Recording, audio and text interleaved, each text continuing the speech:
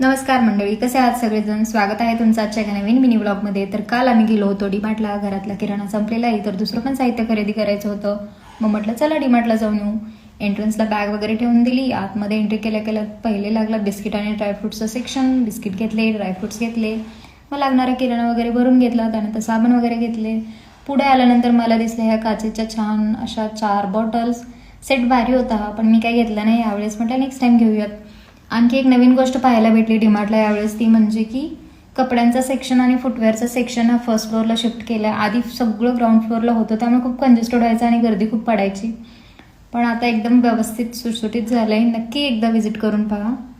येताना दूध दही घेतलं, आईस्क्रीम पण घ्यायचं होतं, पण म्हटलं पाऊस पडतोय, बहिणीचे लेकरं घरी येत नको, सर्दी होईल त्यांना, म्हणून नाही घेतलं. अशा प्रकारे सगळं सामान घेतलं. बिलिंगला गेलो, पण तिथे एवढी गर्दी पडलेली, अर्धा पाऊण तास आमचा काउंटरला गेला. फायनली आमचा नंबर आला, बिलिंग केलं आणि बाहेर पडलो. चला तर मग भेटूया नेक्स्ट व्लॉगमध्ये. तोपर्यंत बाय बाय.